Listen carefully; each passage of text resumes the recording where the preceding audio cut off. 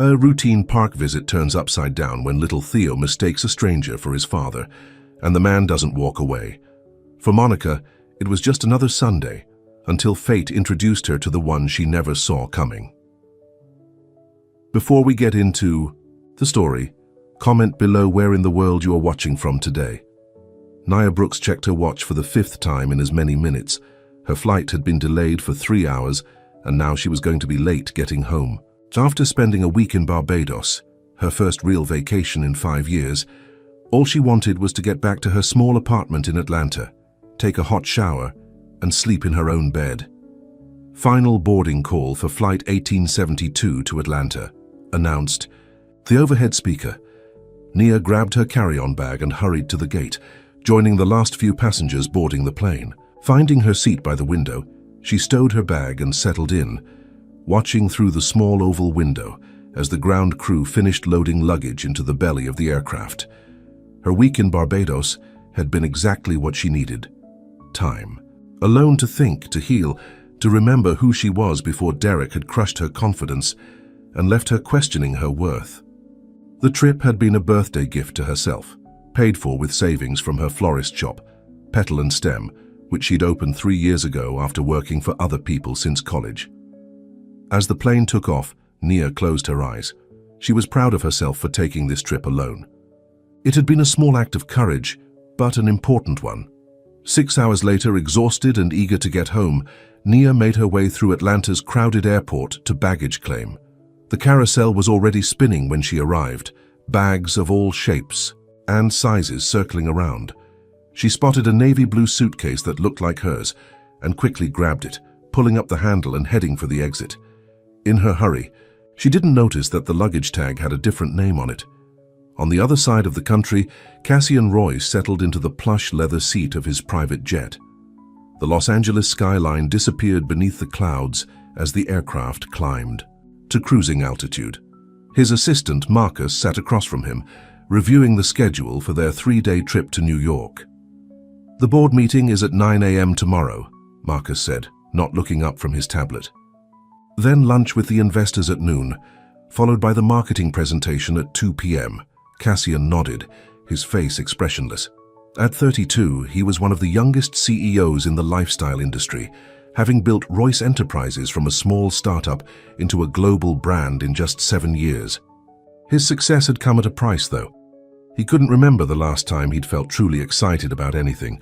Work, relationships, life in general. Everything had become a series of obligations and meetings. I'm going to review the quarterly reports, Cassian said, reaching for the navy suitcase at his feet. Make sure we're not disturbed for the next hour.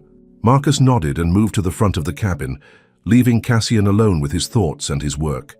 Cassian unzipped the suitcase, expecting to find neatly folded dress shirts and his portfolio of documents. Instead, he froze.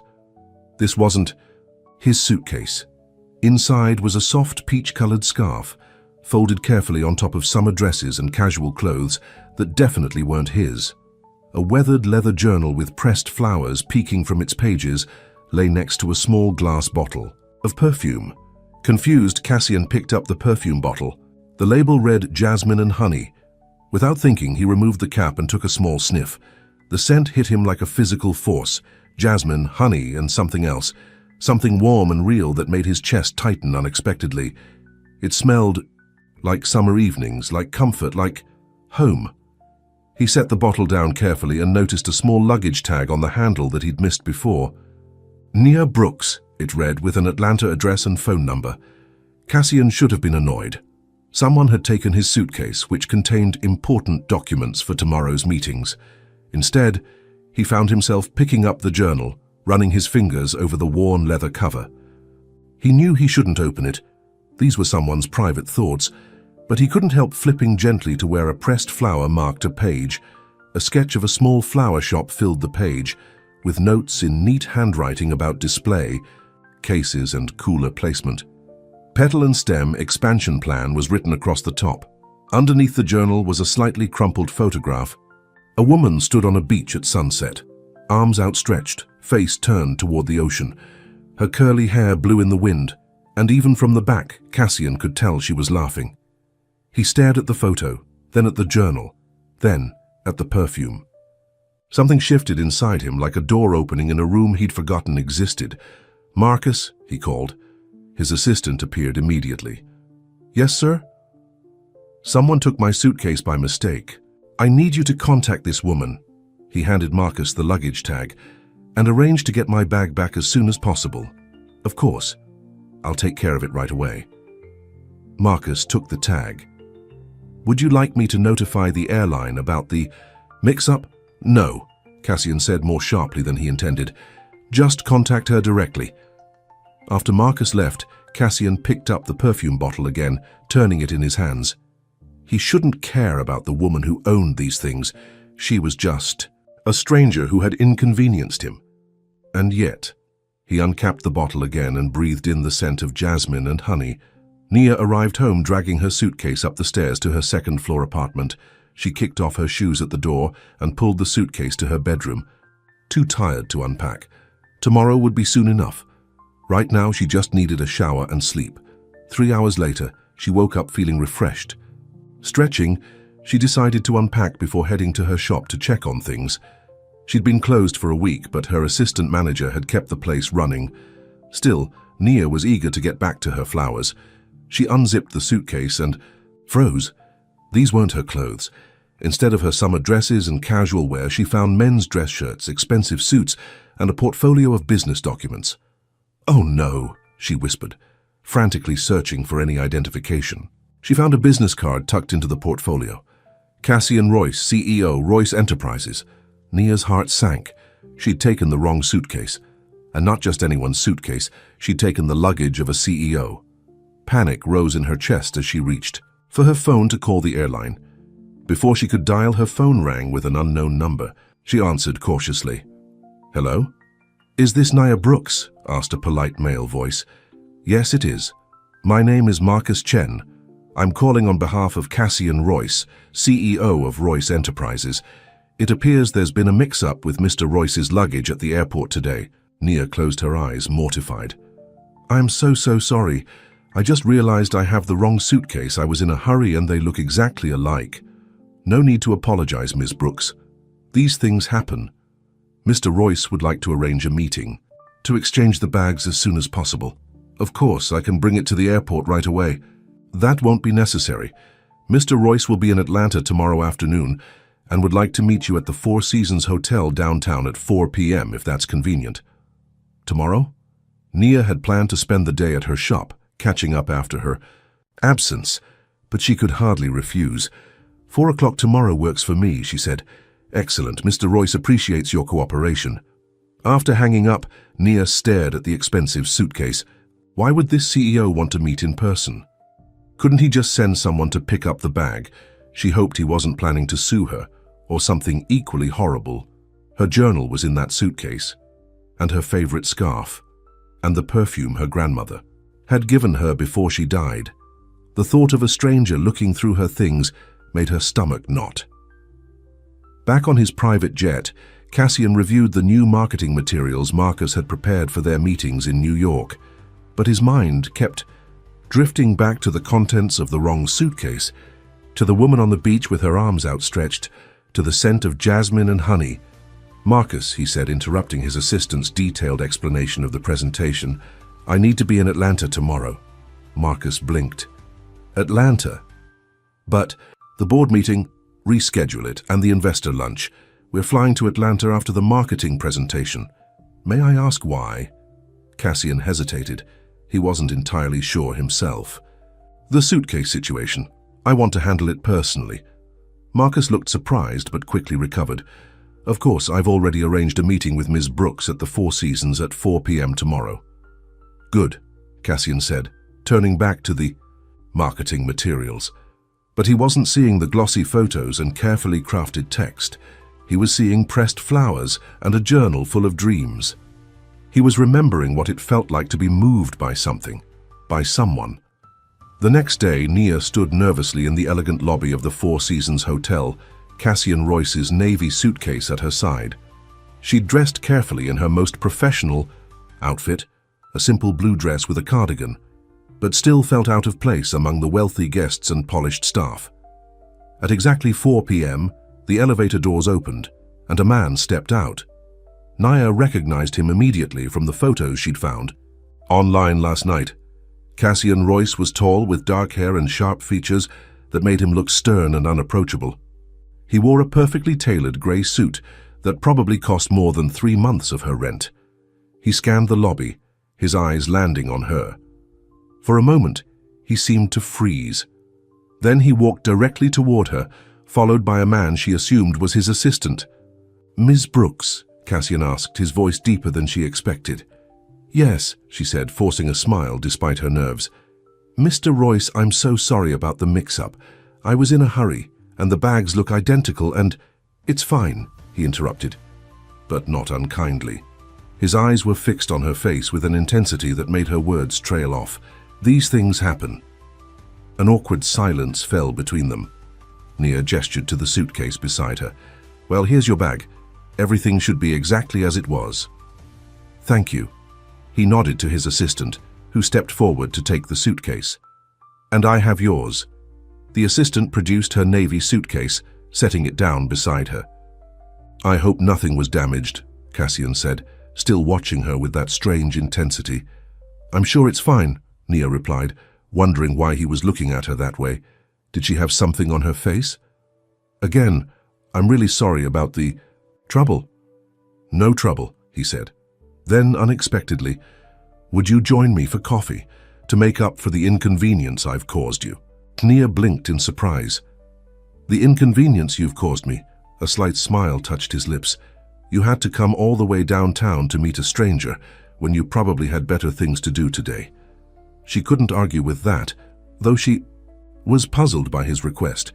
Why would Cassian Royce, Billionaire CEO, want to have coffee with her? Sure," she said. "Coffee would be nice." "Good." He turned to his assistant. "Marcus, take the bags up to the suite. Ms. Brooks and I will be in the lobby lounge." Marcus nodded and disappeared with both suitcases, leaving Nia alone with Cassian. "This way," he said, gesturing toward the elegant lounge area. As they walked, Nia caught a whiff of his cologne, expensive and subtle, nothing like Derek's overpowering, scent that had always given her a headache. They sat at a quiet table in the corner. A server appeared almost instantly to take their order. "Just black coffee for me," Cassian said. "Green tea with honey, please," Nia ordered. When the server left, Cassian leaned forward slightly. "So, Ms. Brooks—" "Nia, please," she interrupted. "Ms. Brooks makes me feel like I'm in trouble." That slight smile appeared again. "Nia, tell me about yourself." The directness of the question caught her off guard. "There's not much to tell. I own a small flower shop in Inman Park. I just got back from my first vacation in years." "Barbados," he said. Nia tensed. "How did you know that?" Cassian hesitated, looking almost embarrassed. "Your luggage tag had a Barbados sticker on it." "Oh, right." She relaxed slightly. "It was beautiful there, peaceful. And the flower shop, petal and stem?" Now she was definitely suspicious. "You looked through my things." It wasn't a question, but he answered anyway. "I saw the journal. I apologize. I was trying to figure out whose bag I had."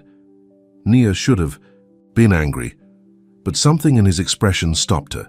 He didn't look like an arrogant CEO right now. He looked like someone who had found something unexpected and wasn't quite sure what to do with it. Their drinks arrived, giving Nia a moment to gather her thoughts. She added honey to her tea, stirring slowly. "Yes, I own petal and stem," she finally said. "It's small, but it's mine. I opened it 3 years ago." "And the expansion plans?" She looked up sharply. "You read my journal." "Just the page that was marked," he admitted. "I'm sorry, that was invasive." It was, but Nia found herself answering anyway. "I'm hoping to expand next year. Add a small cafe section, if I can get the financing." Cassian took a sip of his coffee, his eyes never leaving her face. "It's a good idea." "Flowers and coffee complement each other." "They do," she agreed, studying him curiously. "But I doubt you asked me for coffee to discuss my business plans." "No," he said simply. "Then, your perfume." "My perfume." "Jasmine and honey. It's unusual." Nia felt herself blush. "It was my grandmother's recipe," She used to make it herself. After she died, I found someone who could recreate it for me." "It's beautiful," Cassian said quietly. Something in his voice made Nia look up and meet his gaze. Directly for the first time, what she saw there surprised her. Not the cold calculation she'd expected from a businessman, but something warmer, something almost vulnerable. "Thank you," she said softly. They sat in silence for a moment, the busy hotel lobby fading into the background. "I have a proposition." "For you," Cassian finally said. "Royce Enterprises is launching a new line of home products next month. We're looking for someone to consult on floral designs for our catalogs and displays." Nia set down her tea. "And you're offering this to me? A stranger whose bag you accidentally took?" "I've seen your work," he said. "The pressed flowers in your journal, the designs for your shop. You have talent." She should say no. This made no sense. And yet, "I'd need to know more details," she said cautiously. "Of course." Cassian pulled out a business card and handed it to her. "Think about it. Call me when you decide." Their fingers brushed as she took the card, and something like an electric current passed between them. Nia pulled her hand back quickly. Cassian stood. "Thank you for the coffee, Nia Brooks, and for returning my suitcase." "Thank you for returning mine," she replied, still confused by everything that had just happened. As he walked away, Nia stared down at the business card in her hand. What had just happened? And why did she have the strange feeling that her life had just changed in some fundamental way? Outside the hotel, she opened her suitcase to check that everything was there. Her clothes, her journal, her photograph, and on top, carefully folded, her peach scarf. She picked it up and held it to her nose. It smelled faintly of his cologne. "I've written part 1 of The Scent of Her, following your guidelines." The story introduces Nia Brooks and Cassian Royce, establishing their initial meeting through the suitcase mix-up. I've kept the language simple and straightforward, focusing on the emotional connection that begins to form between them. The narrative follows a linear timeline and establishes the key elements of your premise. Nia's vulnerability after a past, relationship, Cassian's emotional awakening upon encountering her belongings, and the beginning of their connection. 3 days passed before Nia called the number on Cassian's business card. 3 days of telling herself this was crazy, that a man like Cassian Royce didn't just offer consulting jobs to strangers, that there had to be some catch, but curiosity finally won out. Sitting in the back office of her flower shop after closing time, surrounded by the day's leftover blooms, she dialed the number. It rang twice before he answered. Cassian Royce. His deep voice caught her off guard. She'd expected an assistant to answer. "Oh, hello, this is Nia Brooks." From the luggage mix-up, a pause. "Nia, I was beginning to think you weren't going to call." Something in his tone made her heart beat faster.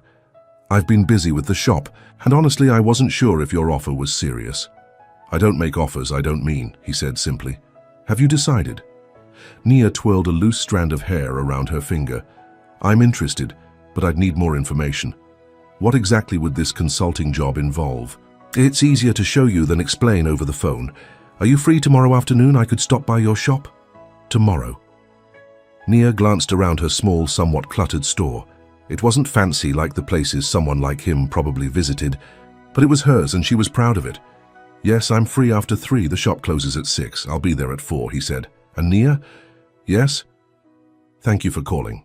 After hanging up, Nia sat motionless, staring at her phone. Why did she feel like she'd just agreed to something much bigger than a business meeting? The next day, Nia found herself cleaning the already clean shop, rearranging displays, and fussing, with her appearance more than usual. She'd changed outfits twice before settling on a simple green dress that brought out the gold flecks in her brown eyes. At exactly 4 o'clock, the bell above the door chimed. Cassian Royce stepped into Petal and Stem, and the small space suddenly seemed even smaller. He was dressed more casually than when she'd seen him at the hotel, in dark jeans and a grey button-down shirt, with the sleeves rolled up to reveal strong forearms. Without a suit jacket and tie, he looked less like a CEO and more like a man. A very handsome man who was currently scanning her shop with intense interest. "Welcome to Petal and Stem," Nia said. wiping suddenly damp palms on her dress. Cassian's eyes found hers and a small smile softened his features. It's exactly as I imagined from your sketch. She felt an unexpected warmth spread through her chest at the idea that he had imagined her shop. Thank you. It's small, but I've put everything I have into it. It shows. He moved around the space, examining the displays of fresh flowers, the vintage cabinet she'd repurposed as a display case, the hand-painted signs. You have a gift for creating spaces that feel like home.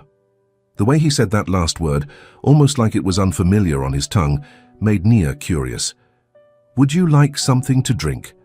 I have water, tea.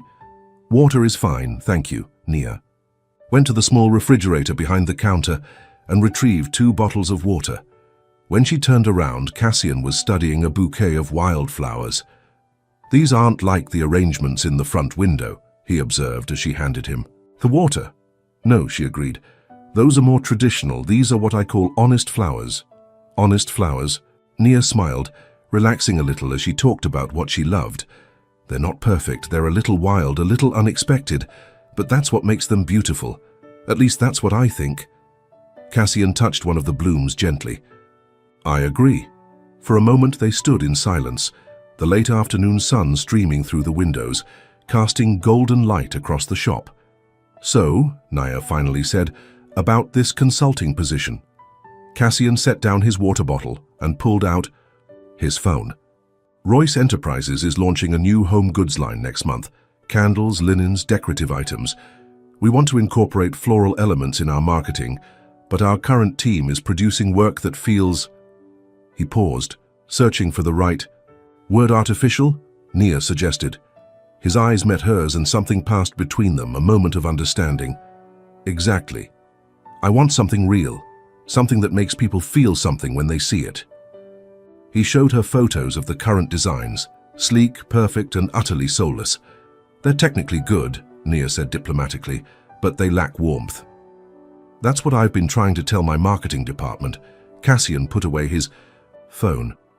I'd like you to redesign our floral elements for the campaign, create arrangements that tell a story, that feel honest, as you put it.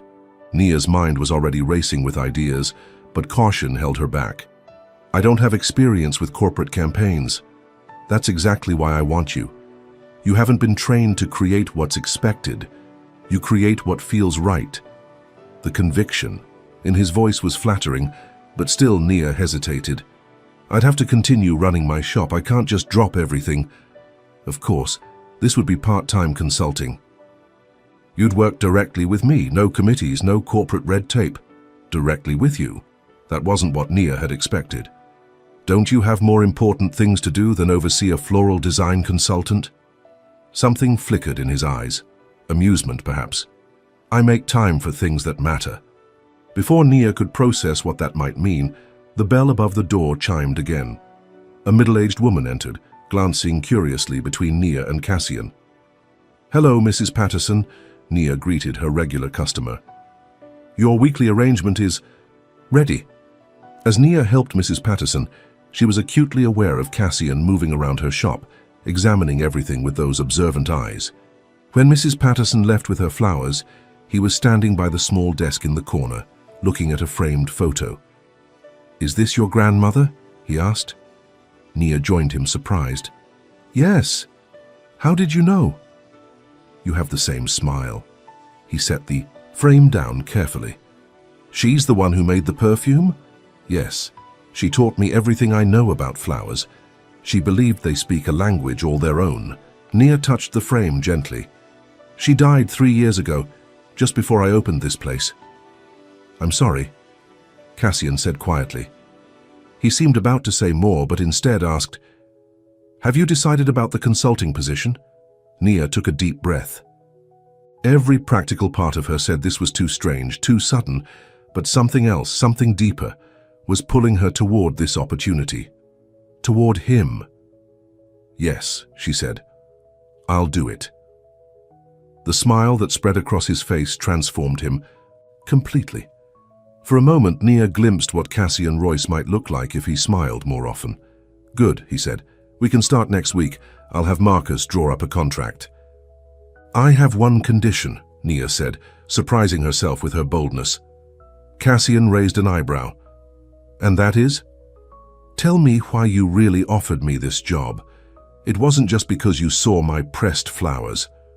For a long moment, Cassian was silent, his expression unreadable. Then he picked up his water bottle, took a sip, and set it down deliberately. "When I opened your suitcase," he finally said, "I found something I didn't know I was looking for." "What was that?" His eyes met hers, direct and honest. "A reminder that there are still things in this world that can surprise me, move me." He gestured around the shop. "You've created something real here, Nia, something honest. That's rare in my world." The simple truth in his words took her breath away. "Thank you," she said softly. Cassian nodded once, then glanced at his watch. "I should go. I have a dinner meeting." "Of course." Nia walked him to the door, suddenly aware of how much taller he was, how his presence filled her small shop in a way that should have been intimidating, but somehow wasn't. At the door, he turned to face her. "I'll have Marcus send you the details. Tomorrow." "Okay." He hesitated, then added, "The perfume, the jasmine and honey. Do you wear it often?" The unexpected question made Nia blush. "Sometimes, when I want to remember her." Cassian nodded, a slight smile touching his lips. "It suits you." And then he was gone, leaving Nia standing in her doorway, wondering what had just happened and why she couldn't stop smiling. The following week passed in a blur. Nia received a contract offering far more money than she'd expected for her consulting services. She signed it after having her friend Lisa, who worked at a law firm, look it over. "This is legit," Lisa had said, sounding surprised. "But Nia, how did you meet Cassian Royce? He's like seriously rich and powerful. We just ran into each other," Nia replied, unwilling to explain the whole story. Now, as she entered the sleek downtown building that housed Royce Enterprises' Atlanta offices, Nia felt out of place, in her simple dress and cardigan. The receptionist, however, greeted her warmly. "Ms. Brooks, Mr. Royce is expecting you. Take the elevator to the top floor." The elevator ride gave Nia time to question her decision again. What was she doing here? She knew nothing about corporate marketing. And the way she'd been thinking about Cassian since their meeting at her shop, that was just asking for trouble. The doors opened directly into a large, airy office with floor-to-ceiling windows overlooking the city. Cassian stood by the windows, his back to her, phone to his ear. He turned at the sound of the elevator. "I'll call you back," he said into the phone, then ended the call. "Nia, thank you for coming." "This is quite an office," she said, taking in the minimalist furniture and spectacular view. "It serves its purpose." He gestured to a large table covered with samples, candles, fabric swatches, photographs. "These are the products for the new line. I thought you could get a feel for them before starting on the floral designs." For the next 2 hours, they worked side by side, Cassian explaining the concept behind each product, Nia offering suggestions for floral elements that would complement them. She was surprised by how easily they fell into a rhythm, how he listened to her ideas with genuine interest. "You're not what I expected," she admitted as they took a break. "What did you expect?" "I don't know. Someone more corporate, less willing to listen to a florist's opinions." Cassian leaned against the table, arms crossed. "And you're not what most people expect when they think of a successful business owner." "Because I'm not wearing designer clothes and barking orders into a phone." A smile touched his lips. "Because you care about the beauty of what you create, not just the profit it generates." Coming from anyone else, it might have sounded like a line, but Cassian said it simply, as a statement of fact. "Profit matters too," Nia pointed out. "My shop barely breaks even most months, but that's not why you do it." "No," she admitted. "It's not." Their eyes met, and that strange connection she'd felt in her shop sparked again, stronger this time. Cassian broke the moment first, straightening up. "Are you hungry? We could order lunch." They ate sandwiches from a nearby deli at the conference table, talking about the project but also about other things. Books they'd read, places they'd visited, their different views of Atlanta. "How long have you lived here?" Nia asked. "Just under a year. Royce Enterprises is based in New York, but we're expanding our southern operations." "Do you like it?" Cassian considered the question. It's growing on me. By the time they finished going through all the samples, it was late afternoon. I should get back to the shop, Nia said, gathering her notes. My assistant is probably wondering where I am. I'll have a car take you, Cassian offered. That's not necessary. I can take the bus. It's no trouble. Nia recognized the gentle stubbornness in his tone and gave in. All right, thank you.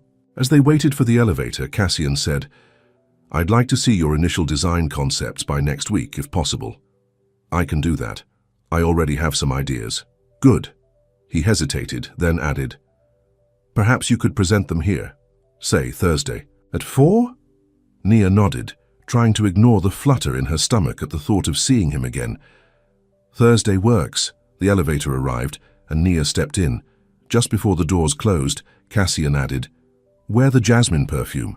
Over the next week, Nia poured herself into creating floral design concepts for Royce Enterprises. She went back to the store each night after closing, experimenting with different arrangements, photographing them, making notes.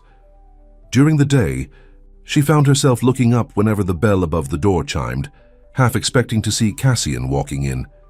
He didn't, but on Tuesday afternoon a delivery arrived, a sleek laptop and a note for your designs. The software is already installed. Senior called him immediately. You didn't need to do this. The contract includes necessary equipment, he replied, and I want to see your work exactly as you envision it, not limited by outdated technology. She wanted to argue, but couldn't deny that her ancient computer at the shop had been frustrating her. Thank you, but I'm adding it to the project inventory. It goes back when we're done. If you insist, he said, and she could hear the smile in his voice. By Thursday, Nia had created 5 distinct floral concepts for the campaign. She dressed carefully for her presentation, choosing a blue dress that Lisa had once told her brought out her eyes. And after a moment's hesitation, she dabbed a few drops of her grandmother's jasmine and honey perfume on her wrists and neck. The receptionist seemed to be expecting her this time. Go right up, Ms. Brooks. Mr. Royce is waiting. When the doors opened, Nia was surprised to find not just Cassian but 3 other people in the office, 2 men and a woman, all in expensive suits, all looking at her with curious expressions. Nia, Cassian greeted her, coming forward. He was back to his CEO persona in a perfectly tailored dark suit. Thank you for coming. I'd like you to meet some of our marketing team. Nia shook hands with each of them, trying not to show her nervousness. This wasn't what she'd expected. Mr. Royce has told us about your unique approach, said the woman, who'd been introduced as Victoria. We're eager to see your concepts. Nia set up her presentation on the large screen, grateful for the new laptop that made everything look professional. As she talked through her designs, she kept her focus on the work, not on the 4 pairs of eyes watching her. When she finished, there was a moment of silence. Well, said one of the men. Richard, she remembered. It's certainly different from our usual approach. It's exactly what we need, Cassian said firmly. Fresh, authentic, memorable. The production costs for these types of arrangements, the other man began, are within budget, Cassian cut him off. I've reviewed the numbers. Victoria was studying one of the images. I like the wildflower concept for the linen collection. It feels nostalgic, but not in a dated way. Nia relaxed slightly. That's what I was going for. Something that feels familiar but still fresh. The discussion continued, with Richard raising objections that Cassian smoothly countered, and Victoria offering constructive suggestions that Nia appreciated. By the end, it was clear that Cassian's opinion was the one that mattered, and he was firmly in favor of Nia's designs. We'll go with concepts 1, 3, and 5, he announced. Nia, can you have detailed specifications ready by next week? Yes, she said, relieved that at least some of her ideas had been approved. After the marketing team left, Cassian closed the door behind them and turned to Nia. The CEO mask slipped, and for a moment he looked almost vulnerable. You did well, he said. I knew they would try to water down your ideas. Thank you for defending them. Nia began gathering her materials. I wasn't expecting an audience today. I apologize for that. Victoria insisted on seeing the concepts firsthand. He moved closer. Are you upset? No, just out of my element. Cassian was close enough now that she could smell his cologne. He took a deep breath and she knew he was smelling her perfume. The thought sent a shiver down her spine. You're wearing it, he said quietly. You asked me to. His eyes darkened. I did. For a moment they stood there, the air between them charged with something Nia couldn't quite name. Then Cassian stepped back. Have dinner with me tomorrow night, he said. It wasn't quite a question, but Nia answered anyway. Why? The directness of her response seemed to surprise him. Because I want to spend time with you, away from work. Nia should say no. Getting personally involved with a client, especially one like Cassian Royce, was a bad idea. He probably dated models and socialites, not small-town florists with struggling businesses. Just dinner, he added as if sensing her hesitation. Nothing more. Nia looked up at him at the unexpected uncertainty in his expression. This powerful man who commanded rooms full of executives was waiting for her answer with what looked almost like nervousness. Okay, she said. Just dinner. The smile that lit up his face was worth the risk. Cassian sent a car for her the next evening. The driver delivered her to an address in Buckhead, one of Atlanta's most exclusive neighborhoods. Instead of a restaurant, however, the car stopped at a modern glass and steel house perched on a hillside. There must be some mistake, Nia told. The driver. No mistake, ma'am, Mr. Royce is expecting you. With a growing sense of unease, Nia approached the front door. It opened before she could knock, revealing Cassian in dark jeans and a simple white shirt. You look beautiful, he said, his eyes taking in her red dress, the nicest one she owned. You said dinner, Nia replied, not moving from the doorway. I thought you meant at a restaurant. Understanding dawned on his face. I should have been clearer. I thought you might be more comfortable away from prying eyes and cameras. He stepped back. But we can go to a restaurant if you prefer. Nia hesitated. She'd been looking forward to getting to know him better, away from the corporate setting. And the truth was she was curious about where he lived, how he lived. No, this is fine, she decided, stepping inside. But next time, be more specific. Next time, he repeated, a smile playing at his lips. I liked the sound of that. The interior of the house was just as impressive as the exterior, open and airy, with massive windows overlooking the city lights. But what surprised Nia most was how personal it felt. Art on the walls, books on shelves, a kitchen that looked actually used. This isn't what I expected, she admitted, as he led her through the house. What did you expect? Something more sterile, less lived in. Cassian laughed, a warm sound that Nia realized she hadn't heard before. I do live here despite what my schedule might suggest. He led her to a terrace where a table was set for dinner, candles flickering in the gentle evening breeze. The view of Atlanta spread out below them was breathtaking. Did you cook? Nia asked, genuinely curious. I did. He pulled out a chair for her. Don't look so surprised. I wasn't always a CEO with a staff. Over a dinner of perfectly cooked salmon and roasted vegetables, they talked, really talked. Cassian told her about growing up in a small town in Massachusetts, working his way through college, starting his company from nothing. Nia shared stories of her childhood in rural Georgia, her grandmother's flower garden, her dreams for her shop. Why flowers? Cassian asked as they lingered over dessert, a simple but delicious chocolate cake. Nia considered the question. They're honest. They bloom, they fade, they return again. There's a rhythm to them, a purpose, and they bring joy to people. She smiled. My grandmother used to say that flowers speak when words fail. Your grandmother sounds like a wise woman. She was. Nia took a sip of wine. Your turn. Why build a lifestyle empire?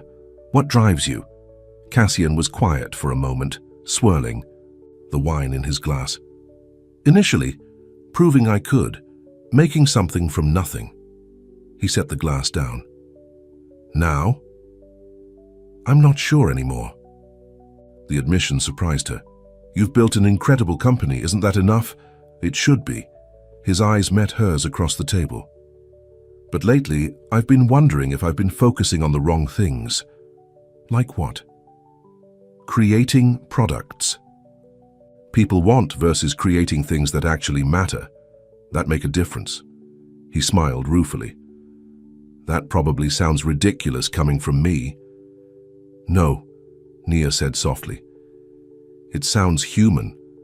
Something shifted in his expression then, a softening. A vulnerability she hadn't seen before. For a moment, she saw past the successful CEO to the man beneath, a man who perhaps was more lost than he appeared. As the evening wound down, Cassian walked her to the waiting car. At the door, he took her hand, his thumb brushing lightly over her knuckles. "Thank you for coming tonight," he said. "Thank you for dinner and for sharing your story." He stepped closer, and Nia's heart raced. Was he going to kiss her? Did she want him to? Instead, he lifted her hand and pressed a gentle kiss to her palm. "Good night, Nia Brooks." The gesture was so unexpected, so intimate, that it left her breathless. "Good night, Cassian." As the car pulled away, Nia leaned back against the seat, her palm still tingling where his lips had touched. She was falling for him, she realized.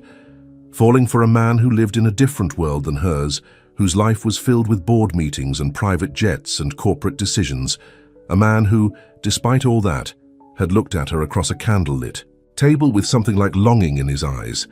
What was she getting herself into?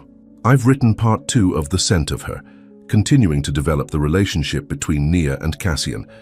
In this part, we see their professional relationship begin as Cassian brings Nia on as a consultant, and then watch as that relationship starts to evolve into something more personal during their dinner at his home. The narrative maintains the simple, straightforward language while focusing on the emotional connection growing between them. I've included key scenes that show both characters beginning to open up to each other, while also establishing the different worlds they come from. Over the next 2 weeks, Nia's life fell into a new pattern. Days at her flower shop, evenings, working on the Royce Enterprises project, and dinners with Cassian 3 times that week, twice at restaurants where they sat in private corners, and once again at his home. Each time they met, Nia learned something new about him. How he took his coffee, black, no sugar. How his voice softened when he talked about his mother who had raised him alone.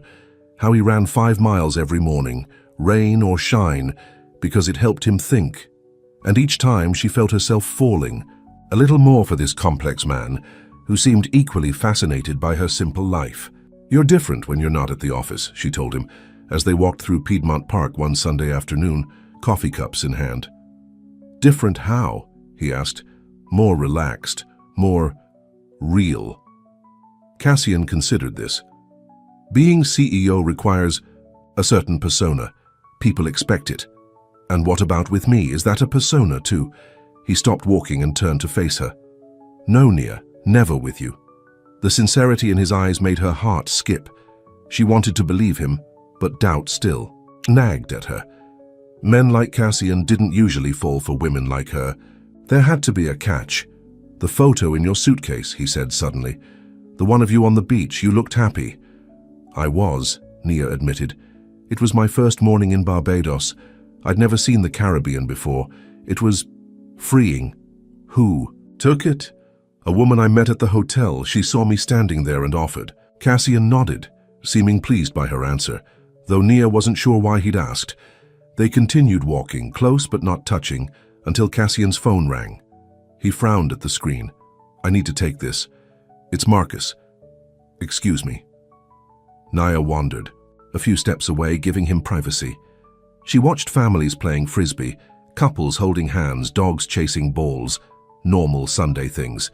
This, walking in the park with a billionaire CEO, was not normal. Yet somehow, it felt right. Cassian rejoined her, looking apologetic. "I'm sorry, but I need to go. There's an issue with the Tokyo office. On a Sunday, business doesn't respect weekends." He hesitated. "I'd like to see you again. Tomorrow?" Tomorrow was Monday, her one day off when the shop was closed. "I have errands to run. I'll come with you," Nia laughed. "You want to help me buy potting soil and groceries?" "Yes," he said simply. And that was how Cassian Royce, CEO of a global lifestyle brand, ended up pushing a cart through a garden supply store the next day, dressed in jeans and a baseball cap in a futile attempt at anonymity. "People are staring," Nia whispered as they examined bags of soil. "Let them," he replied, adding a £40 bag to their cart with ease. Later, at the grocery store, he insisted on cooking dinner for her that night. "At your place," he added. "I want to see where you live." Naya hesitated. Her apartment was small and simple, nothing like his sleek modern house. But she was curious what he would think of her space. "All right," she agreed. "But don't expect much." Her apartment was on the second floor of a converted Victorian house in a modest neighborhood. As she unlocked the door, Nia felt suddenly self-conscious. It's not much, but it's home. Cassian stepped inside, taking in the cozy living room with its mismatched furniture, the small kitchen with plants on every windowsill, the walls covered with framed botanical prints and photographs. "It's perfect," he said, and the wonder in his voice was genuine. "It feels like you." Relief washed over her. "Thank you." While Cassian cooked, a simple pasta dish that smelled amazing, Nia set the small table in her kitchen nook. The domesticity of the scene struck her. This powerful man, sleeves rolled up, stirring sauce in her tiny kitchen, looked more relaxed than she'd ever seen him. "Where did you learn to cook?" she asked, pouring wine into glasses she'd borrowed from Lisa for the occasion. "My mother taught me the basics. Then in college I worked in a restaurant kitchen to make extra money." He tasted the sauce, added a pinch of salt. "I find it relaxing, like you with your flowers." Dinner was delicious, the conversation easy. Afterward, they moved to her small sofa, wine glasses in hand. Cassian looked around her living room again, his eyes landing on a photograph of Nia with an older woman. "Your grandmother?" Nia nodded. "That was taken the day I signed the lease for the shop. She was so proud. She should be. You've built something special. It's just a small flower shop." "It's more than that," Cassian said earnestly. "It's a place where you share your passion with others, where you make people's lives better, even in a small way." He set down his wine glass. "That matters, Nia, more than you know." The intensity in his voice made her look up. He was watching her with those dark eyes that seemed to see right through her. "Why me, Cassian?" she asked softly. "Of all the women in Atlanta, in the world, why are you sitting in my apartment on a Monday night?" He was quiet for a long moment, then, "Because when I opened your suitcase and smelled your perfume, something happened." His voice was low, almost confessional. "For the first time in years, I felt awake. Awake. Like I'd been sleepwalking through my life, and suddenly someone had shaken me awake." He moved closer on the sofa. "The success, the money, the power, none of it matters if you can't feel anything, and you, Nia Brooks, made me feel something." Her heart was pounding now. "What did you feel?"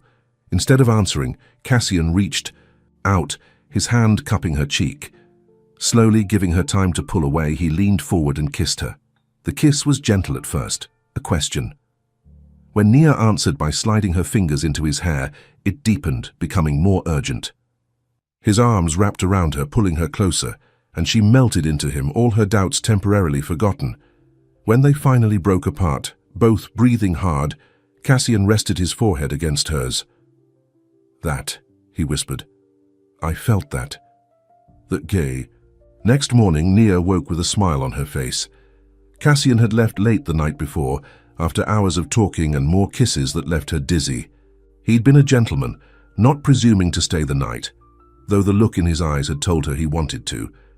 "I want to do this right," he'd said at the door, his hands framing her face. "You're not a passing interest, Nia." Now, humming to herself, she dressed for the day.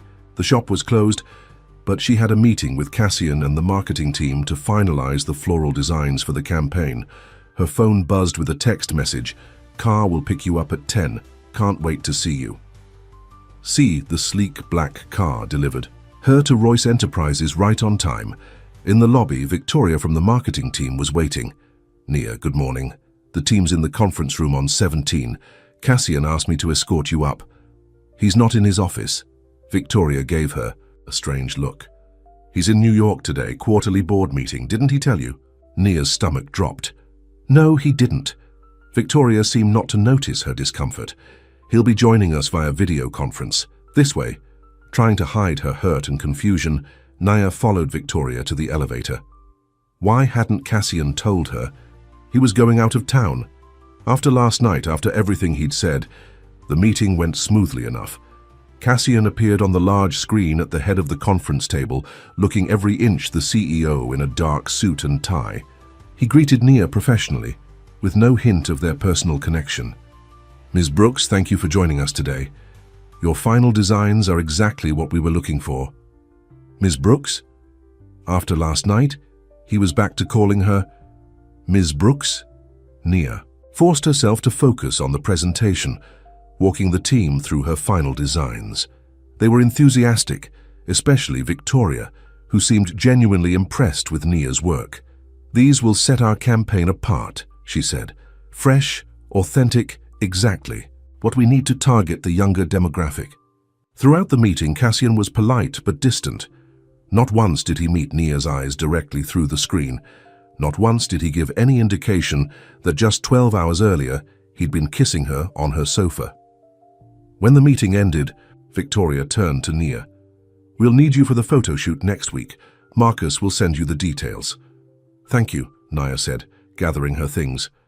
"Is Cassian, Mr. Royce, still on the line?" "No, he had another meeting." Victoria checked her watch.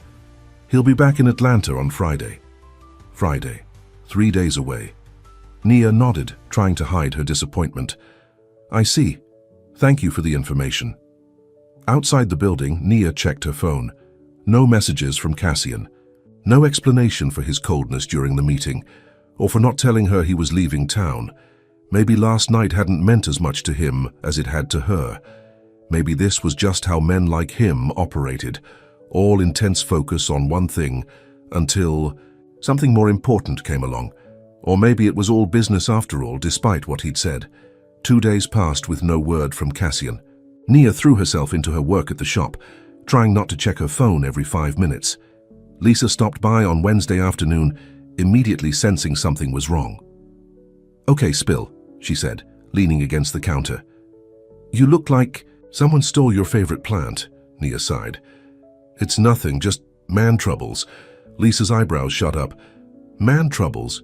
You? Who is he and what did he do?" "No one important," Nia lied, arranging a bouquet with more force than necessary. "And he didn't do anything, that's the problem." "Ah," Lisa nodded knowingly. "The disappearing act, classic jerk move." "He didn't exactly disappear. He's in New York for business. And he couldn't send a text? It's 2025, not 1995. Nia shrugged, not wanting to admit how much Cassian's silence had hurt her. "It's fine. I shouldn't have expected anything different." "From whom?" Lisa pressed. "You still haven't told me who this mystery man is." Before Nia could formulate a vague answer, the shop door opened. A delivery man entered carrying a large, flat box. "Delivery for Nia Brooks," he announced. Curious, Nia signed for the package and set it on the counter. There was no card, no indication of who had sent it. "Well, open it," Lisa urged, as curious as Nia. Inside the box, nestled in tissue paper, was a scarf. Not her peach one, but a new one in a soft shade of blue that matched her eyes exactly. And beneath it, a handwritten note. "Nia, I'm sorry for not telling you about New York. Board meetings are scheduled months in advance, but that's no excuse. I should have told you. I've been in back-to-back meetings since arriving, but that's no excuse either. I miss you. I miss your scent. I miss your honesty. I'll be back Friday evening. Will you have dinner with me?" Cassian Nia read the note, twice her heart fluttering. "Holy shit," Lisa whispered, reading over her shoulder. "Cassian? As in Cassian Royce? That's your mystery man." Nia snatched the note away. "It's not what you think." "It's exactly what I think. You're dating Cassian freaking Royce." Lisa's eyes were wide with shock. "How did this happen? When did this happen? And why didn't you tell me?" "Because it's new and complicated and I'm not even sure what it is," Nia admitted, running her fingers over the soft scarf. "And I don't want to jinx it by talking about it." Lisa stared at her for a long moment. "Nia Brooks, you are full of surprises." She picked up the scarf, examining it. "This looks expensive." "It probably is." Nia took it back, folding it carefully. "Too expensive." "Are you going to have dinner with him?" Nia hesitated. The hurt of the past 2 days was still fresh, but so was the memory of Cassian's kiss, his confession that she made him feel awake. Yes, she decided, I am. Friday evening found Nia nervous as she prepared for dinner. She'd texted Cassian a simple, yes, dinner would be nice in response to his note, and he'd replied with a time and the name of a restaurant. She chose a simple black dress and, after a moment's consideration, the blue scarf he'd sent. As she dabbed jasmine and honey perfume on her wrists and neck, she tried to temper her expectations. Whatever was happening between them, it was still new and fragile. The restaurant was small and intimate, tucked away on a quiet street. When Nia arrived, Cassian was already there waiting outside. He looked tired with subtle shadows under his eyes, but his face lit up when he saw her. You're wearing the scarf, he said by way of greeting. It matches my eyes, Nia replied, not quite ready to fall back into easy familiarity. He seemed to understand her reserve. I deserve that. I handled things badly. Inside, they were led to a secluded table in the back. After they ordered, Cassian reached across the table, his hand open, inviting but not demanding. After a moment, Nia placed her hand in his. I'm not good at this, he admitted. At whatever is happening between us, my last relationship ended 2 years ago, and it was different. Different how? More transactional. More about what we could do for each other's careers than about any real connection. He squeezed her hand gently. What I feel with you is new for me. It scares me a little. His honesty disarmed her. It scares me too. Because of Derek? He asked, surprising her. How did you know about Derek? A slight flush colored Cassian's cheeks. Marcus is very thorough. When I asked him to find out who owned the suitcase, he did a basic background check. Nia pulled her hand away. You had me investigated? Not extensively, Cassian hurried to explain. Just basic public information. I was trying to understand who you were before we met. Nia wasn't sure how to feel about that. On one hand, it was an invasion of privacy. On the other hand, she'd probably have done the same if their positions were reversed. What did you find out about Derek? She asked finally. Just that you were engaged, and that he called it off a month before the wedding. Cassian's jaw tightened. And that he left Atlanta shortly after to take a job in Chicago. He didn't just call it off, Nia said, the old pain surfacing despite her best efforts. He told me I wasn't ambitious enough, that he couldn't see himself with someone who was content to just sell flowers for the rest of her life. She took a sip of water. He said he needed someone who would help his career, not hold him back. He's an idiot, Cassian said flatly. Despite herself, Nia laughed. That's one word for him. I have others, but they're not appropriate for dinner conversation. Their food arrived, temporarily halting the conversation. As they ate, Nia found her anger fading. Cassian had made a mistake in not telling her about his trip, but he'd apologized. And he'd been honest about his feelings, which was more than Derek had ever been. So, she said after a while, how was New York? Productive but exhausting. Cassian set down his fork. The board approved the new product line. Your designs were a big hit. That's good news. It is. He hesitated. There's something else I need to tell you. Nia tensed. Here it comes, she thought. The catch. The campaign launches in 2 weeks in New York. I'd like you to come with me. To New York? Nia was surprised. Why? Because you're the creative force behind the floral designs, and because... He paused. Because I don't want to be away from you again. The sincerity in his voice made her heart race. I've never been to New York. Then it's settled. You'll come. He smiled, that rare, transformative smile that made him look younger, more carefree. I'll show you the city, the real New York, not just the tourist spots. Nia hesitated. I'd need to find someone to watch the shop. I'll help. Whatever you need. His eagerness was endearing. Despite her lingering concerns about their different worlds, Nia found herself nodding. All right, I'll come to New York. After dinner, Cassian walked her to her car, his hand at the small of her back. In the quiet parking lot, he turned to face her. I missed you, he said softly. More than I expected to. I missed you too, Nia admitted, even though I was angry with you.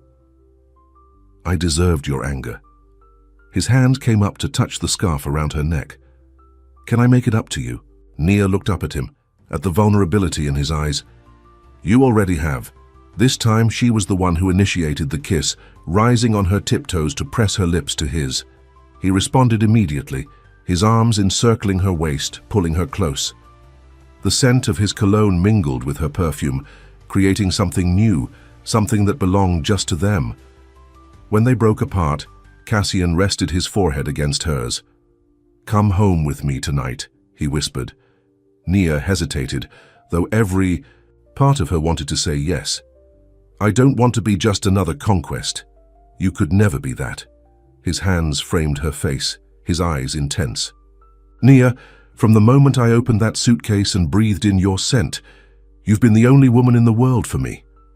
The words were like a key unlocking something inside her. All the fear, all the doubt, all the insecurity that Derek had left her with began to dissolve. Yes, she said softly. I'll come home with you. Cassian's house was dark when they arrived, lit only by the soft glow of the city below. He led her inside, his hand warm in hers, and for once he seemed almost nervous. Would you like a drink? He asked. Nia shook her head. No. She stepped closer to him, her hands resting lightly on his chest. Just you. His kiss was different this time, deeper, more urgent. His hands slid down her back, pulling her against him as if he couldn't get close enough. Nia responded with equal fervor, her fingers working at the buttons of his shirt. They made their way to his bedroom, leaving a trail of clothes behind them. When they finally lay together, skin to skin, Nia felt a sense of rightness that she'd never experienced before. This was where she belonged, with this man who looked at her as if she were the most precious thing in the world. You smell like home, Cassian whispered against her neck, like everything I've been searching for. Afterwards, they lay tangled, together, Nia's head on his chest, his fingers tracing patterns on her bare shoulder. Outside, the city lights twinkled like stars. Tell me something you've never told anyone, Nia said softly. Cassian was quiet for so long that she thought he might have fallen asleep. Then, I'm lonely most of the time. The simple admission broke her heart a little. Even now? No. His arms tightened around her. Not with you. She raised herself up on one elbow to look at him. In the dim light, his face was softer, more vulnerable. Why me, Cassian? There must be dozens of women who would love to be with you. Because none of them see me. They see the CEO, the billionaire, the public figure. His hand came up to cup her cheek. You see me, Nia. The real me. And you're not. Afraid to challenge me, to question me. I'm a florist from small-town Georgia. I'm not exactly in your league. Leagues are for sports, not relationships. He pulled her down for a gentle kiss. And if we're talking leagues, you're far above mine. You create beauty. I just sell things. People don't really need. That's not true. Your products make people happy. Maybe. He didn't sound convinced. But not like your flowers do. Not like you do. They fell asleep wrapped in each other's arms, and for the first time in years, Cassian slept through the night without waking even once. The next 2 weeks passed in a blur of preparation. Nia worked on final touches for the campaign while still running her shop. Cassian had helped her find a substitute manager for the week she'd be in New York, a retired florist who was delighted to get back in the game temporarily. When she wasn't working, Nia was with Cassian, sometimes at his house, sometimes at her apartment, sometimes just walking in the park or trying new restaurants. Each day she fell a little more in love with him, though neither of them had said those words yet. The night before they were to leave for New York, Cassian took her to dinner at the most exclusive restaurant in Atlanta. Nia wore the blue scarf he'd given her and a new dress, one she'd bought herself, despite his offers to shop with her. Have news, Cassian said as they lingered over dessert. Good news, I hope. What is it? The board has approved your expanded consulting contract. They want you to design floral elements for all our seasonal campaigns, not just this one. Nia's eyes widened. Really? That's... wow. You deserve it. Your work has impressed everyone. He reached across the table to take her hand. And there's more. I've been talking to some real estate contacts about spaces that might work for your cafe expansion. Cassian, you don't have to. I want to, he interrupted. I believe in your vision, Nia. I want to help make it happen. She should have been thrilled. Instead, an uncomfortable feeling settled in her stomach. Because you believe in me or because you want to take care of me? His brow furrowed. Both. Is that wrong? It depends. Nia pulled her hand away gently. I need to know that you see me as an equal, not as a project or a charity case. Nia, that's not. Derek used to make all the decisions, she continued, needing him to understand. He'd present them as opportunities, as things he was doing for me. But really, they were about controlling me, shaping me into what he wanted. Understanding dawned in Cassian's eyes. I'm not Derek. I know that.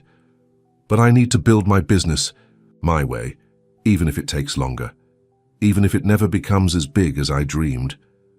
She took a deep breath. I can't be with someone who sees me as a project to fix. Cassian was quiet for a long moment. Then he nodded. You're right, I overstepped. I'm used to making things happen, solving problems. But your business isn't a problem to solve. He reached for her hand again. I'm sorry. The sincerity in his voice eased her worry. Thank you for understanding. I'm learning, he said with a small smile. Slowly maybe, but I'm learning. The tension broken, they returned to easier conversation, discussing their plans for New York. As they left the restaurant, Cassian's phone buzzed with an alert. He checked it, his expression darkening. What's wrong? Nia asked. Nothing important, just a notification from a news app. He pocketed the phone quickly, but not before Nia caught a glimpse of a headline with Cassian's name in it. Later that night, after Cassian had fallen asleep, Nia carefully slipped out of bed and retrieved his phone. It was wrong to snoop, she knew, but something about his reaction had worried her. The notification was still there. She opened it, her heart pounding. Business Insider, Royce Enterprises CEO Cassian Royce spotted with unknown woman. Sources say billionaire bachelor may be off the market. Below the headline was a photo of the two of them, walking hand in hand in the park the previous weekend. Nia's face was clearly visible, while Cassian's was partially turned away. With shaking hands, she opened a web browser and searched Cassian's name. More articles appeared, all speculating about his new mystery woman. One site had even identified her. Who is Nia Brooks, the florist who caught a billionaire's eye?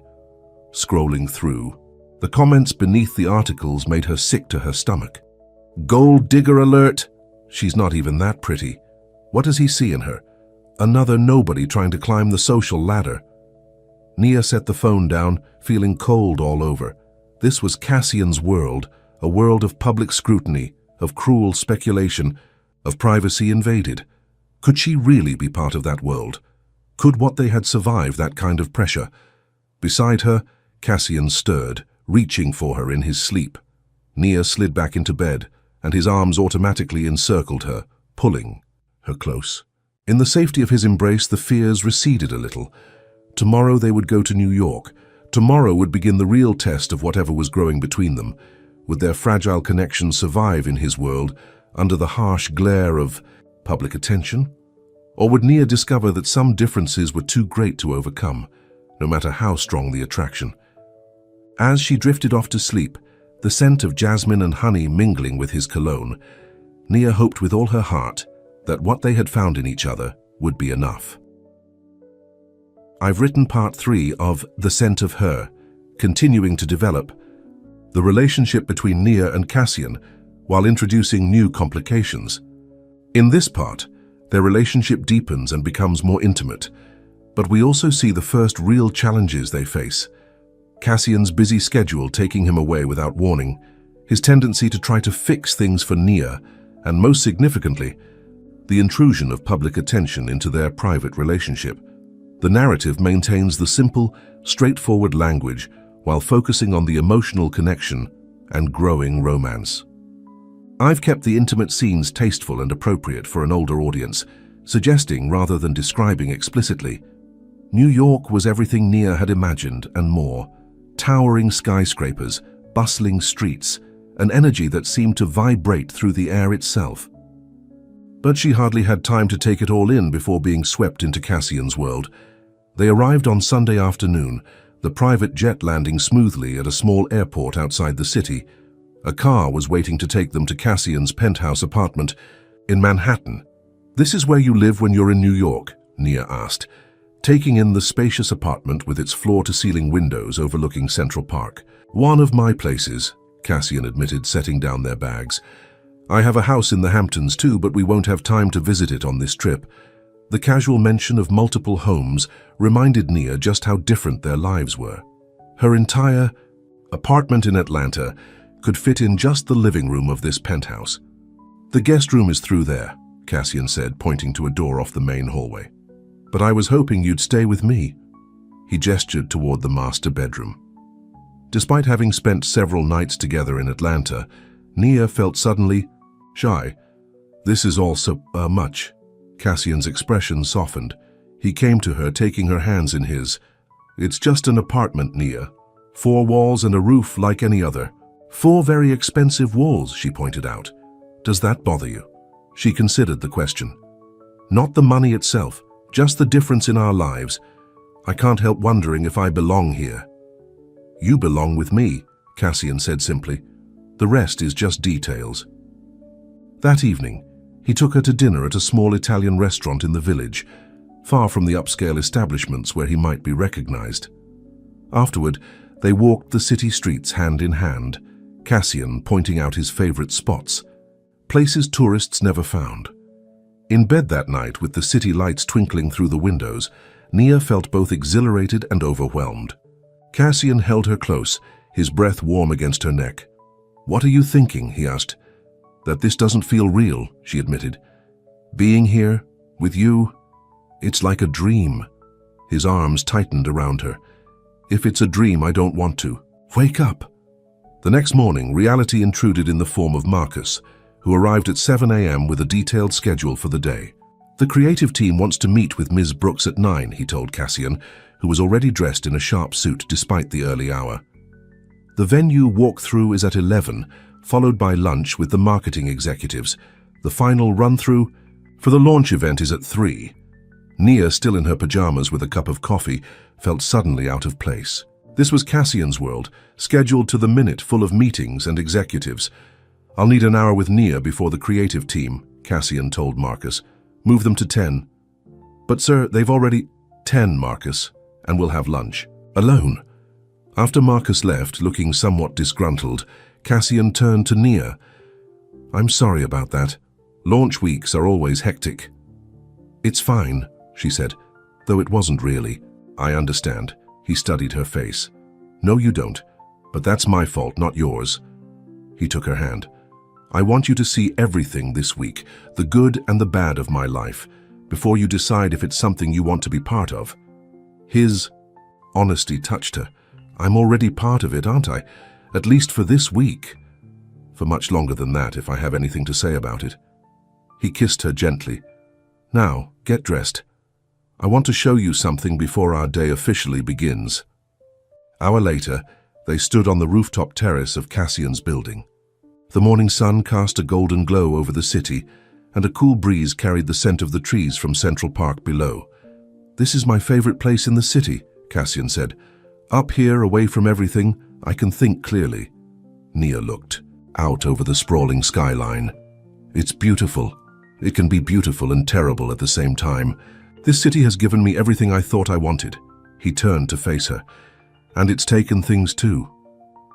"Like what?" "Peace, simplicity, connection." His eyes met hers.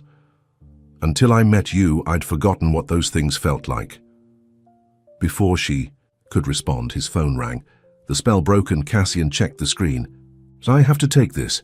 It's the Tokyo office again." As he stepped away to take the call, Nia stayed by the railing, looking out at the city. This was his reality. Constant interruptions, demands on his time from all corners of the globe. Could she really fit into this life? Did she want to? The day unfolded much as Marcus had outlined. The creative team meeting was actually enjoyable. The designers were enthusiastic about Nia's work and treated her with respect. The venue walkthrough was more intimidating, a massive space being transformed for the launch event, with dozens of workers setting up displays and lighting. Through it all, Cassian stayed close, his hand often finding the small of her back, his eyes checking on her regularly. He was trying to make her comfortable in his world, she realized, and she appreciated the effort. That night, there was a pre-launch dinner with key executives and investors. Nia wore the nicest dress she'd brought, a deep green silk that Lisa had helped her choose. Cassian's eyes had darkened with appreciation when she emerged from the bedroom. "You look stunning," he'd said, his voice low. At the restaurant, an exclusive place where every table seemed to be filled with important-looking people, Nia tried to blend in. She smiled at the right times, made small talk, and tried not to feel like an imposter. "And what do you do, Ms. Brooks?" asked an older man who'd been introduced as one of Royce Enterprises' major investors. "I'm a florist," she said simply. "I own a small shop in Atlanta." "How quaint," the man replied, his tone making it clear he found it anything but impressive. Before Nia could respond, Cassian's arm slid around her waist. "Nia's floral designs are the centerpiece of our new campaign," he said, his voice pleasant but with a steel undertone. "Her work has been praised by everyone on the creative team." The man backtracked quickly. Of course. I look forward to seeing it tomorrow." Later, in the car back to the apartment, Nia was quiet. "What's wrong?" Cassian asked, taking her hand. "Nothing, it's just—" She hesitated. "They all looked at me like I was some curiosity." "The quaint florist you brought along as your latest project." Cassian's jaw tightened. "You're not a project, Nia." "I know that, but they don't." She looked out at the city lights passing by. "And I'm not sure I belong in that world." "You belong, wherever you want to belong." He turned her face gently toward him. "And I want you to belong with me." The simple declaration melted some of her anxiety. "I want that too.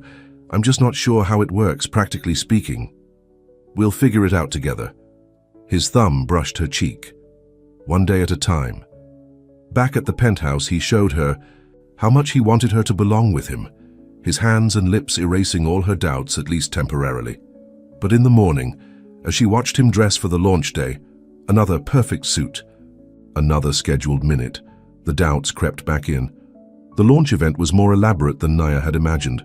The venue had been transformed into a series of living spaces, each showcasing products from the new line, and throughout, her floral designs took center stage, wild natural arrangements that brought life and warmth to the sleek displays. "It's beautiful," Victoria from marketing told her, genuine admiration in her voice. "You've given our products a soul they didn't have." Before Cassian was in full CEO mode, moving from group to group, shaking hands, answering questions. But his eyes found Nia regularly across the room, and each time he gave her a small private smile that made her heart flutter. As the event wound down, Nia found herself cornered by a stylish woman with a press badge. "Nia Brooks, right? I'm Stephanie Chen from Style Weekly. Can I ask you a few questions about your relationship with Cassian Royce?" Nia froze. "I'm just the floral consultant for the campaign." Stephanie smiled, not unkindly. "Honey, no one believes that. You two have been photographed together multiple times in Atlanta, and the way he looks at you, that's not a business relationship." Before Nia could respond, Marcus appeared at her side. "Ms. Brooks is needed for a press photo with the creative team," he said smoothly, leading her away. "Thank you," Nia whispered. "Mr. Royce anticipated this situation," Marcus replied. "He asked me to keep an eye on you." The rest of the evening passed in a blur of photographs, congratulations, and carefully orchestrated press interactions. By the time they returned to the penthouse, Nia was exhausted. "You were amazing," Cassian told her, loosening his tie as they entered the apartment. "Everyone loved your designs." "It was overwhelming," Nia admitted, slipping off her heels. "But exciting too. I've never been part of something so big before." Cassian smiled, that rare, genuine smile that transformed his face. "Get used to it. Your talent deserves to be seen." They were interrupted by Cassian's phone ringing. Again. He checked the screen, frowning. I need to take this. It's the board chairman. As he stepped into his office to take the call, Nia wandered to the windows, looking out at the city lights. This had been Cassian's life for years. Constant calls, meetings, demands on his time. And now the press was interested in their relationship. Could she really handle this? The scrutiny, the judgments, the loss of privacy? Her phone buzzed with a text from Lisa. OMG, you're on the Society page website. Billionaire CEO's mystery woman identified. With a sinking feeling, Nia searched for the article. There she was, in a photo taken that very evening, standing next to Cassian. The caption read, Cassian Royce with rumored girlfriend Nia Brooks, a florist from Atlanta. The article was filled with speculation about their relationship, including quotes from sources close to the couple that Nia knew were completely fabricated. When Cassian emerged from his office 20 minutes later, he found her still staring at her phone.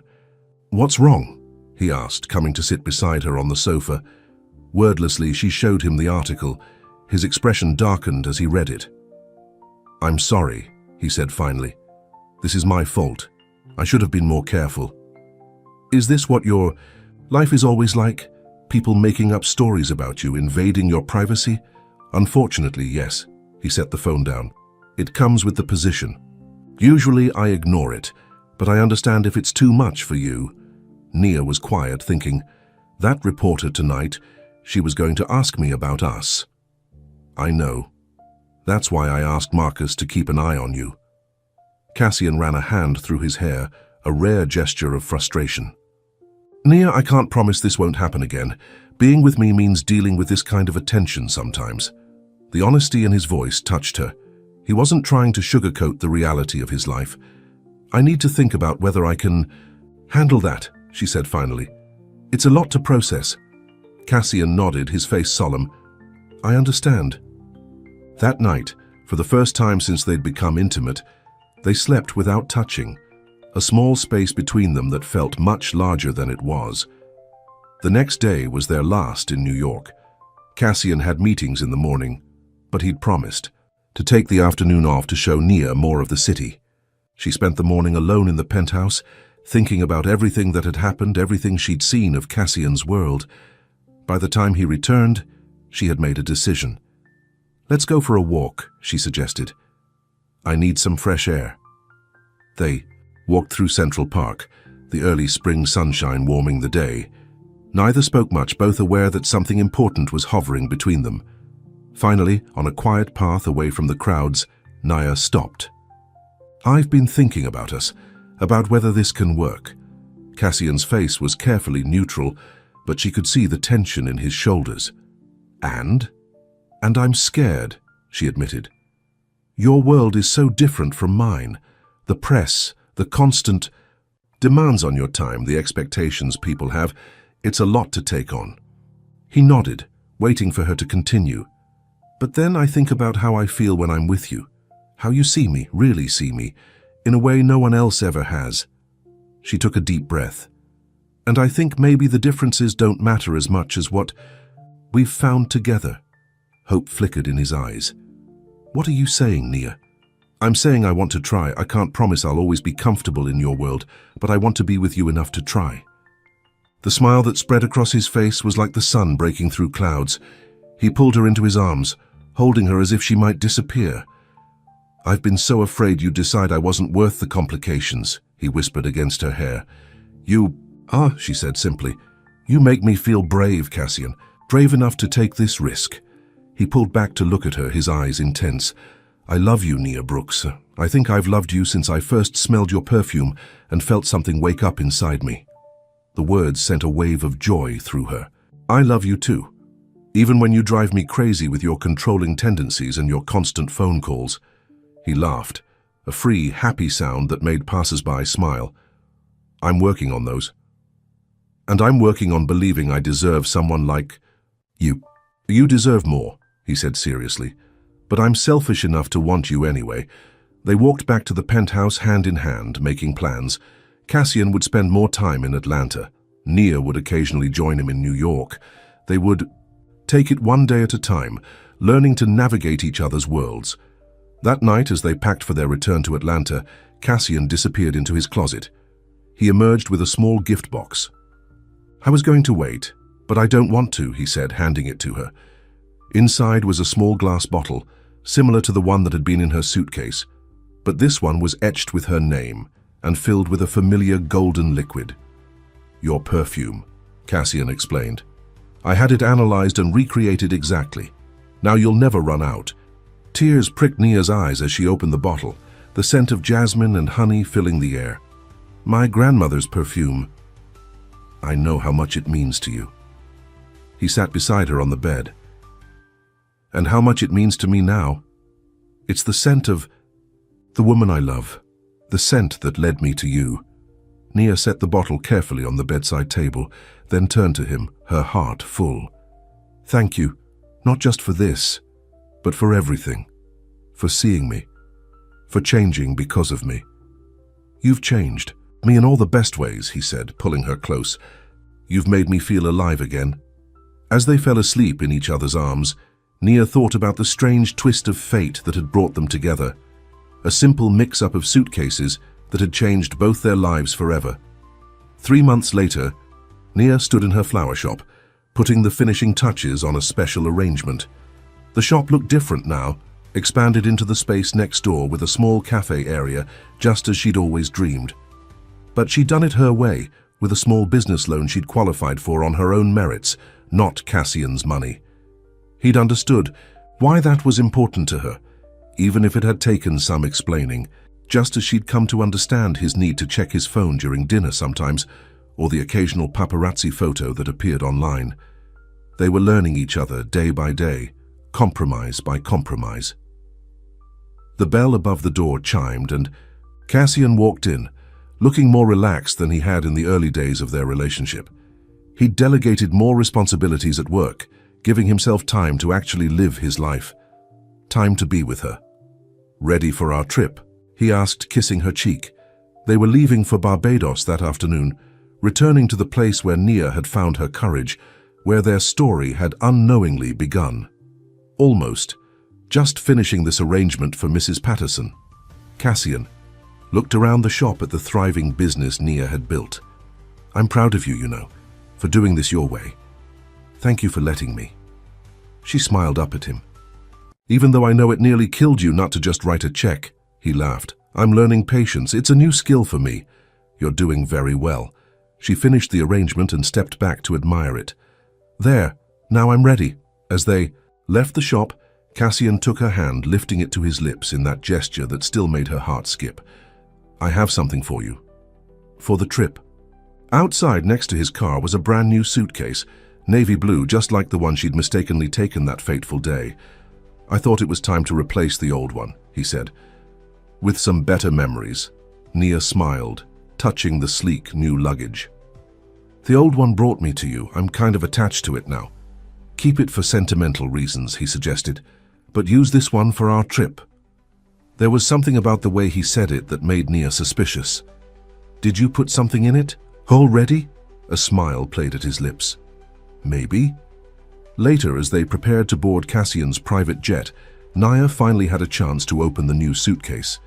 Inside, nestled among tissue paper, was her peach scarf, the one that had been in her suitcase the day they met, and beneath it a small velvet box. Her heart pounding, Nia lifted the box and opened it. Inside was a beautiful ring, simple yet elegant, with a diamond that caught the light like a drop of water. "Cassian," she breathed, turning to find him watching her with love in his eyes. "I was going to wait until we got to Barbados," he said. "Do it properly on the beach, but I'm not very patient, remember." He took the box from her trembling hands, removed the ring and dropped to one knee right there on the tarmac.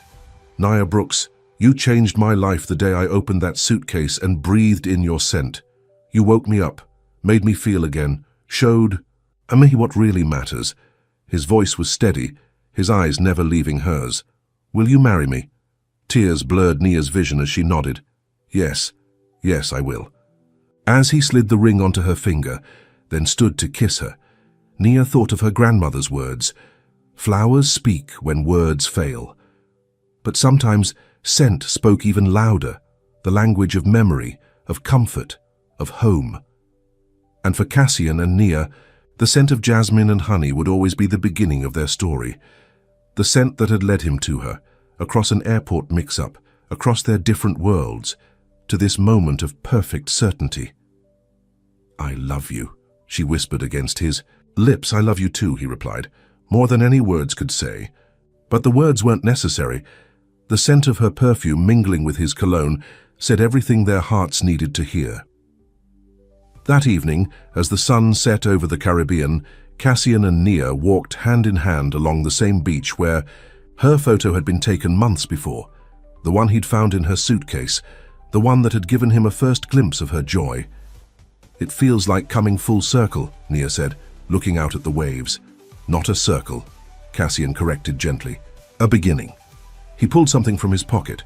Her journal, the one that had been in the suitcase, the one with pressed flowers marking the pages.